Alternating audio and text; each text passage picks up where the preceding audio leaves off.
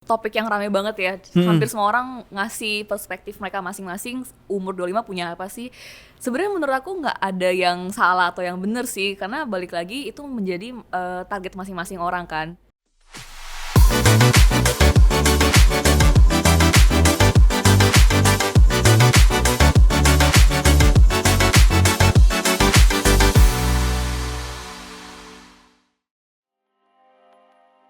Halo Sobat Bisnis, balik lagi di program Pep Talk with Brenda. Dan di episode sebelumnya saya bilang kalau di episode sekarang ini kita akan ngebahas tentang rencana masa depan. Sebenarnya rencana masa depan yang kayak gimana yang bakal kita bahas. Nah, kita langsung aja balik lagi ngobrol bareng sama Brenda. Halo Brenda. Halo. Nah, kalau Brenda inget beberapa waktu lalu ada rame nih pembahasan tentang di umur 25 punya apa. Iya. Bahkan ada yang bilang kalau punya tabungan 100 juta, punya rumah yang lagi dicicil berjalan, dan punya kendaraan pribadi. Kalau menurut Brenda sendiri gimana sih? Apakah itu udah sesuai dengan habitnya orang Indonesia, atau itu tuh sebenarnya habitnya orang luar, orang barat gitulah ya. Karena emang kalau kita lihat di Amerika, di negara-negara barat lah ya, habit itu biasa aja gitu. Di umur 25 udah punya kendaraan pribadi, udah punya cicilan rumah yang lagi berjalan. Itu jadi hal yang biasa. Tapi kalau di Indonesia kayaknya masih belum ke arah sana. Menurut Brenda sendiri gimana? Iya, kemarin ini topik yang rame banget ya. Hampir semua orang ngasih perspektif mereka masing-masing. Umur 25 punya apa sih? Sebenarnya menurut aku nggak ada yang salah atau yang benar sih, karena balik lagi itu menjadi target masing-masing orang kan. Cuma kalau menurut aku pribadi, umur 25 tuh kita nggak bisa menyamaratakan kondisi semua orang. Yeah. Mentang-mentang umurnya sama 25 terus semuanya harus sama gitu, punya aset yang sama gitu. Karena menurutku balik lagi kan, kadang ke kondisi dia sendiri berbeda sama orang lain. Terus dia juga punya lingkungan yang mungkin nggak suportif, beda, jadi nggak bisa disamain kayak gitu. Justru yang sama itu adalah waktu yang kita punya. Sama-sama punya 24 jam kan. Justru mungkin pertanyaannya, dengan waktu 24 jam ini itu bisa dikaryakan seperti apa sih sebenarnya? Berapa banyak sih ilmu atau pengalaman yang bisa kita kumpulkan dalam waktu sebanyak itu? Sebanyak itu. Dalam waktu yang sama lah ya, 24 jam juga ya. Dalam waktu 24 jam itu. Karena berasa gak sih di umur 25 ini tuh sebenarnya umur-umur yang agak kritikal, karena dimana kita udah diharuskan untuk mengambil keputusan dewasa, tapi kita sendiri sebenarnya masih lack of experience. Bener gak? Ya benar sih. Kita harus, istilahnya apa ya, banyak keputusan-keputusan yang udah harus istilahnya apa ya, udah harus serius. Iya. Ke arah serius, ke arah yang udah nih beneran nih, kayak beneran lu harus ngejalanin hidup nih ketika umur 25. Dan itu keputusan-keputusan yang lu ambil adalah hal yang bukan sembarangan ngambil keputusan aja gitu, bukan sembarangan iya atau enggak gitu, dan harus benar-benar dipikirin matang-matang. Dan karena kita kurangnya pengalaman tadi kan, menurutku ya umur 25 tuh yang paling penting kita harus punya banyak pengalaman, belajar banyak hal-hal baru yang menjadi bekal buat kita, apa ya istilahnya, survival skill kita gitu loh. Tapi di balik pendapat Brenda nih tadi tentang pengalaman dan juga survival skills gitu ya, ketika kita ngomong usia, terus juga aktivitas pekerjaan gitu kan, usia 25 itu penting gak sih untuk punya aset terutama let's say hal yang paling simpel adalah kendaraan pribadi lah minimal. Karena kan tadi ngomongin tentang usia 25 punya tabungan dan lain sebagainya, itu kayaknya mungkin terlalu muluk-muluk buat sebagian orang ya. Kalau untuk Brenda sendiri nih, minimal ada aset yang dimiliki di umur 25, setuju gak sih? Setuju sih, maksudnya setuju kita harus prepare masa depan kita, tapi untuk nominal jumlah aset yang berapa harus kita punya sih kayaknya nggak ada batas. Nggak ada patokan utamanya ya. Aku punya prinsip manusia tuh punya batas atas, punya batas bawah gitu. Jadi ketika misalkan aku udah pernah ngerasain batas bawah, ya pas di batas bawah itu ya aku beneran kerja udah nggak milih-milih lagi, udah nggak bisa bilang ini kerjaan sesuai dengan passion aku baru aku kerjain. Tapi kita kayak yang ada apa aja kita kerjain kan ketika kita berada di batas bawah tadi. Nah, kalau misalkan yang batas atas tadi kan berarti udah financial freedom dong. Kita udah Iya. ngerjain sesuatu udah nggak berdasarkan berapa sih Berapa uangnya, penghasilannya. penghasilannya. Nah, di tengah-tengah itu ada batas cukup. Batas cukup ini sangat apa ya istilahnya ya, relatif banget masing-masing orang. Seberapa sih dia ngerasa cukup dengan aset yang dia punya, kira-kira aset ini bisa menghidupi kebutuhan dia sehari-hari nggak? Bisa bikin dia punya kesempatan buat ekspor hal lain nggak? Oke, nah kalau ngomongin sebenarnya ada kalau buat aku sih ada sebenarnya ada yang bisa dibilang lumayan bikin mikir ya. Ketika ngomongin umur dibandingin dengan penghasilan dan pekerjaan. Karena kan kita bilang umur 25 berarti kalau di Indonesia sendiri wajarnya dia udah kerja sekitar let's say umur 22 udah lulus kuliah lah ya. Iya. 3-4 tahun kali 3-4 ya. tahun ya 25 tuh. Ngomongin tentang pekerjaan, terus juga lapangan pekerjaan, terus juga penghasilan, ada kaitannya juga kan dengan batas-batas tadi yang Brenda bilang, batas atas, batas tengah, terus juga batas bawah. Masuk akal gak sih ketika di umur 25 harusnya kita udah ada di batas tengah? Kalau berkaca dari pendapat yang tadi 25 harus punya rumah, mobil, tabungan 100 juta, itu sebenarnya kalau kita lihat dari data di Indonesia sendiri masih belum realistis ya. Karena berapa sih gaji UMR sekarang? Dengan pengalaman kerja 4 tahun tadi mungkin ada di kisaran 7 jutaan kali ya. Terus harga rumah atau apartemen sekarang mungkin di harga 300-an juta yang murahnya. Terus harga mobil 100-an juta. Mungkin mereka bisa mencukupi ketiga hal tadi dengan nyicil, tapi kan menurutku sayang banget loh kalau misalkan sepanjang karir mereka Hidupnya habiskan hanya untuk nyicil. hanya untuk membayar cicilan tadi. Kayak mereka jadi nggak punya apa ya istilahnya margin of safety untuk mereka explore hal-hal lain. Misalkan nih amit-amit mereka punya kerjaan kantoran yang nggak sesuai dengan passion mereka. Hanya karena cicilan tadi mereka jadi nggak berani ngelepas kerjaan kantoran untuk explore hal-hal baru kayak bisnis baru ataupun kerjaan yang lain. Kan sayang banget kan, mereka mungkin punya aset-aset itu tapi mereka sendiri nggak punya kebebasan untuk explore.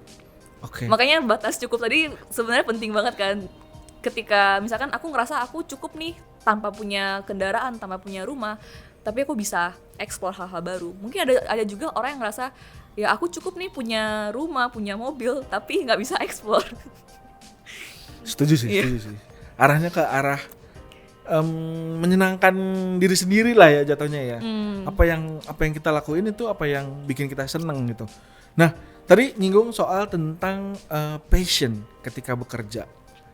Kalau Brenda sendiri nganggep passion dalam pekerjaan itu penting nggak? Dulu pas awal-awal nggak berasa penting sih, apalagi pas di batas bawah ya. Nggak, beneran, ya kan? Kita pasti pernah mengalami hal yang sama. Kayak apa sih, realistis aja kan, passion tidak memberikan makan. Iya benar-benar, nggak cukup buat makan, nggak cukup buat nongkrong. Iya. Kalau Brenda sendiri nih, ketika bekerja, ketika ngonten dan lain sebagainya, pasti punya achievement dong. Kalau menurut Brenda, achievement itu apa sih ketika bekerja sama ketika bikin konten deh? Karena kan Brenda sendiri pernah ngejalanin dua-duanya nih. Pernah kerja kantoran, pernah lagi ngejalanin bikin konten juga gitu. Achievement ini sebenarnya luas banget ya artinya ya. Arti achievement buat aku sama Kak Gana mungkin beda nih. Ntar kita coba gantian ya perspektifnya. Kalau aku sih berasanya tiap makin tambah umur, definisi achievement tuh bisa beda-beda.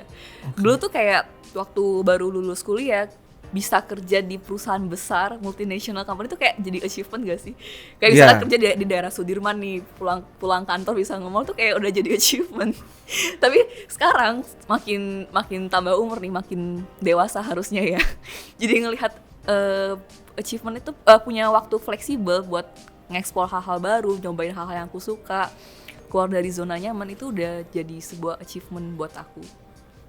Menurutku orang tuh ada dua tipikal, ada yang achievementnya based on goals, ada yang achievementnya based on system.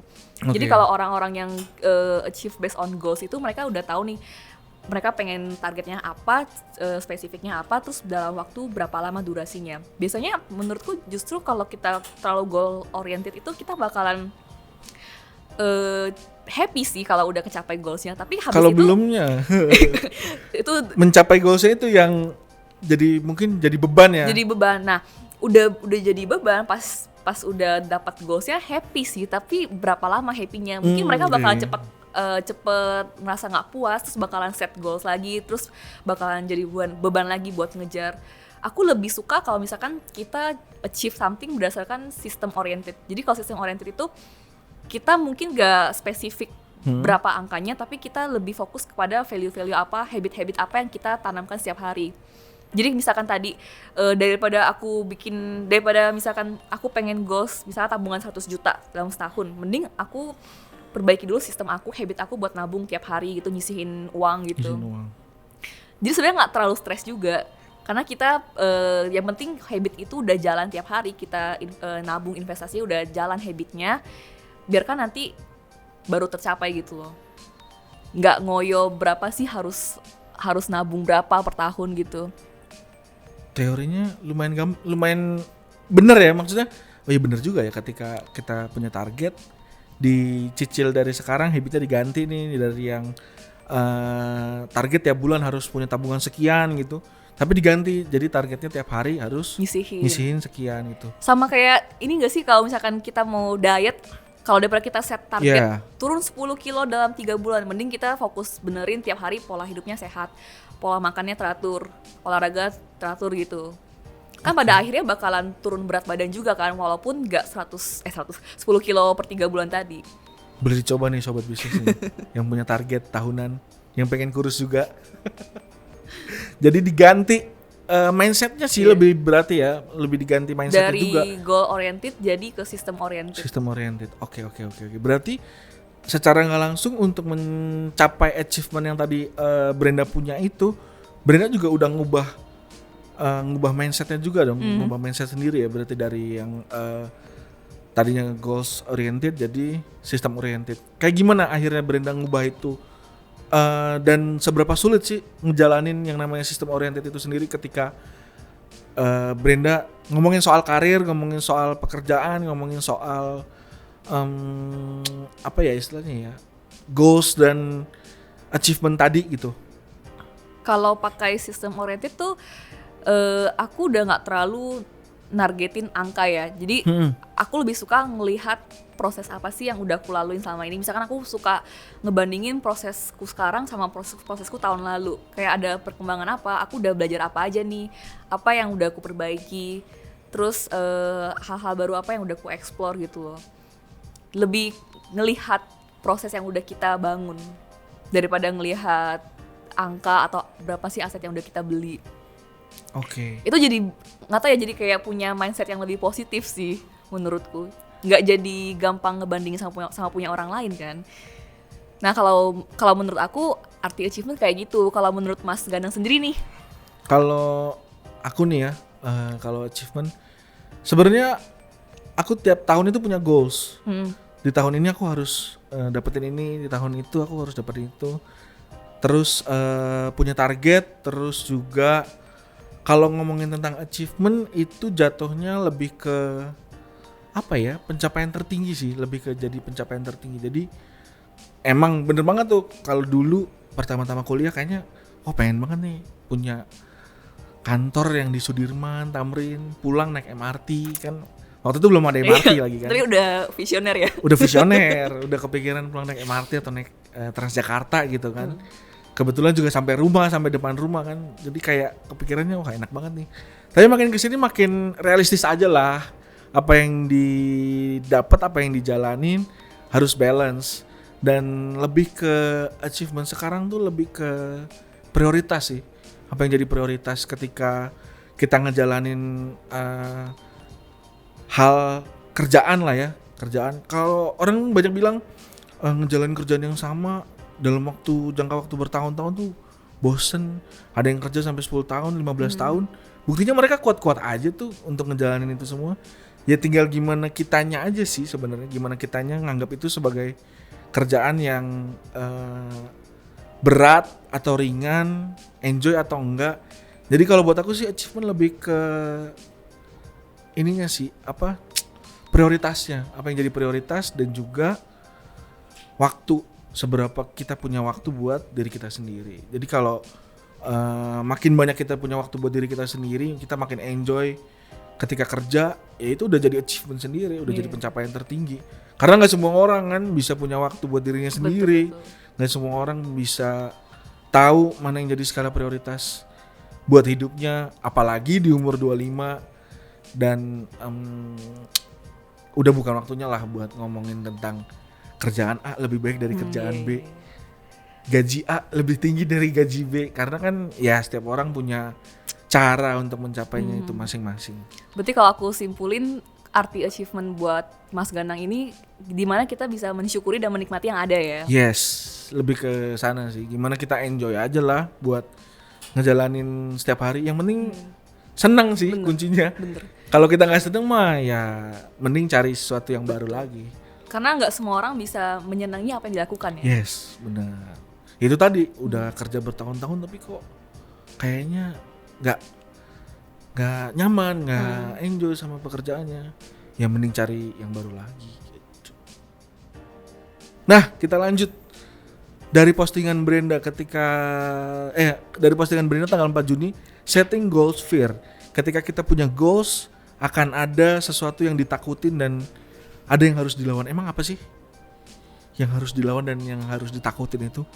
Biasa kan kalau kita bikin planning baru kan pasti ada rasa ini sebenarnya planning ini worth it nggak sih buat dijalanin? Ya nggak sih, kayak apa nggak usah aja. Nah, aku tuh ngerasa kadang tuh kita orang-orang cenderung untuk mengabaikan rasa takut kan. Sering kan dengar misalkan ada motivator bilang udahlah nggak usah takut, jalanin aja gitu. Justru aku punya perspektif yang agak beda. Menurutku kalau kita misalkan punya rasa takut tuh kayak emang udah alarm bawah sadar gitu loh. Kayak emang ini tuh perlu dipertimbangkan. Kalau udah takut dari awal, kenapa harus dilanjutin gitu ya? Dibedah dulu, kenapa takut dulu. Okay. Kayak misalkan nih COVID kan sebenarnya nggak ada yang tahu kan ini bakalan terjadi. Jadi rasa takut itu juga buat nunjukin kalau emang ternyata banyak hal yang di luar kendali kita. Kayak misalkan COVID ini kan nggak ada yang tahu kan kapan selesainya juga. Banyak banget planning-planning yang udah kita bikin ternyata gagal karena adanya pandemi ini. Nah, menurutku ketika pertama kali punya rasa takut itu ya harus dicari tahu apa sih yang bikin takut, bukan yang malah dihindari ya, tapi mesti dicari tahu apa yang bikin takut. Kayak aku pernah baca ada 3 prinsip yang dipakai, define, terus prepare sama repair. Kalau define itu kita cari tahu kenapa sih kita takut sama hal ini. Terus kalau misalkan prepare, supaya ketakutan yang kita takutkan ini nggak terjadi, kita mesti ngapain, apa yang mesti kita siapkan. Terus kalau misalkan repair itu amit-amit udah kejadian, kita mesti lakuin apa, memperbaiki gitu. Terus juga menurutku daripada kita cuma mikirin apa sih profit yang bisa kita dapetin dengan ngelakuin hal ini, kita juga harus mikirin sisi pahitnya. Jadi kalau misalkan pahitnya ini gimana kalau misalnya ketakutan kita terjadi, sama gimana kalau misalnya kita nggak ngapa-ngapain juga. Jadi balance nih, ada kita mikirin konsekuensi kita ngelakuin ini sama konsekuensi kalau kita nggak ngelakuin ini, nggak ngapa-ngapain. Kira-kira kalau misalkan apakah sepadan konsekuensi kita nggak ngambil keputusan itu gitu. Insight-nya bagus banget nih buat sobat bisnis yang berencana untuk buka usaha, mulai mau ngejalanin bisnis. Karena ketika kita mau ngebuka usaha, mau ngejalanin bisnis, ada ketakutan. Pasti ada ketakutan. Takut rugi, pasti. Takut usahanya nggak jalan, takut nggak punya customer. Tapi bisa dibedah tuh, ketakutan-ketakutan itu bisa teratasi atau enggak gitu berarti ya. Misal nih, orang di kantor udah kerja keras sampai lembur, tapi belum tentu dia dapetin posisi yang diinginkan. Atau misalkan kalau lagi PDKT, ngejar gebetan gitu, udah paling effort belum tentu terpilih juga kan.